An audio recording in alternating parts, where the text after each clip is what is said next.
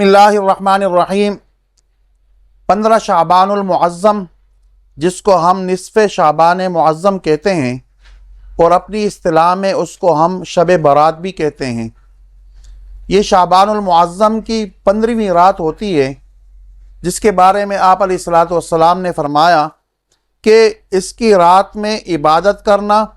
اور اس کی دن کا روزہ رکھنا یہ بہتر ہے۔ اور آپ علیہ الصلوۃ والسلام اسی رات میں جنت البقیع بھی تشریف لے گئے تھے۔ اس رات کی جہاں فضیلت بہت زیادہ ہے اور اللہ رب العزت انسان کے گناہوں کو معاف فرماتے ہیں، اس لیے کہ آپ علیہ الصلوۃ والسلام نے فرمایا کہ قبیلہ بنو کلب، جن کے پاس بہت زیادہ بھیڑ بکریاں تھیں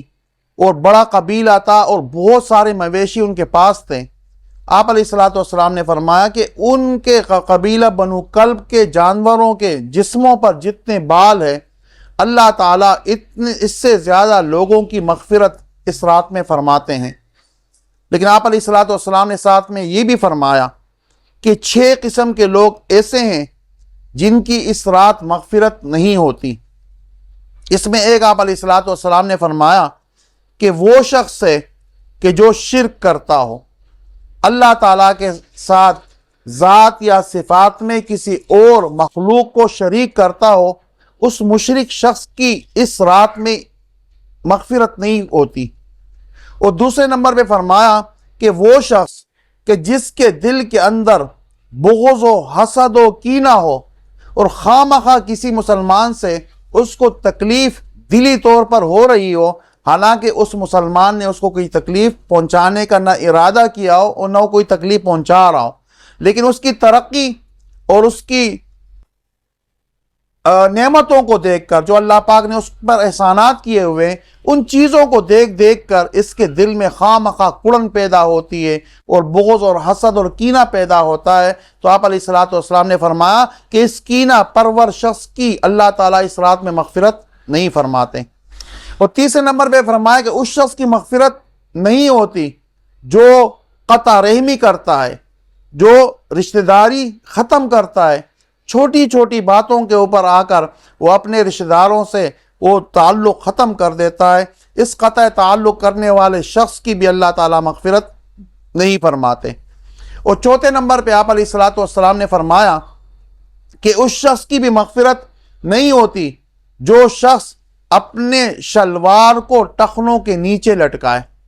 حالانکہ یہ چیز ہمیں چھوٹی نظر آتی ہے، یہ ایک چھوٹا سا عمل ہے، لیکن یہ چونکہ تکبر کی علامت ہے اور تکبر اللہ تعالیٰ کی صفت ہے، اس لیے اس سے بھی آپ علیہ الصلوۃ والسلام نے فرمایا کہ اپنے شلوار کو ٹخنوں کے نیچے یا ازار بند وغیرہ کو ٹخنوں کے نیچے لٹکانے والے شخص کی بھی اللہ تعالیٰ مغفرت نہیں فرماتے۔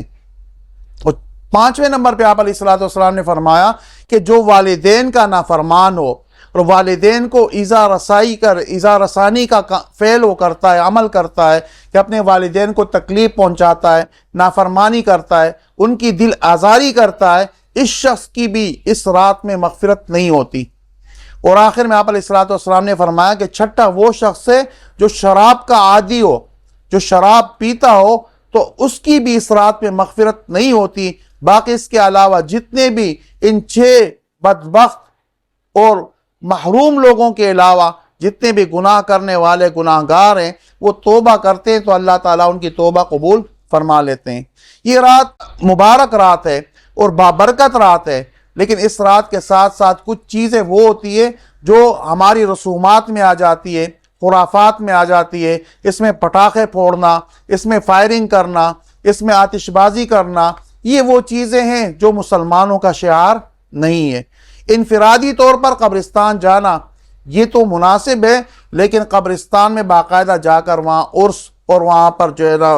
اس قسم کے محافل اور اس قسم کے تقریبات منعقد کرنا کہ جس میں عورتوں اور مردوں کا اختلاط ہو، اس سے بھی ہمیں شریعت نے منع کیا۔ انفرادی طور پر قبرستان جانا آپ علیہ الصلوۃ والسلام کے 23 سالہ جو دور نبوت ہے اس میں آپ علیہ الصلوۃ والسلام سے ایک مرتبہ یہ ایک عمل ثابت ہے، تو ہمیں چاہیے کہ اس کی پابندی کرے، اپنے گناہوں کی معافی مانگے، اور جن چیزوں سے آپ علیہ الصلوۃ والسلام نے فرمایا کہ یہ شخص جو 6 قسم کے لوگ ہیں یہ محروم ہے، اللہ تعالیٰ ہم سب کو ان گناہوں سے بچنے کی بھی توفیق عطا فرمائے، اور اللہ تعالیٰ ہم سب کی مغفرت فرمائے۔ وما علینا الا البلاغ المبین۔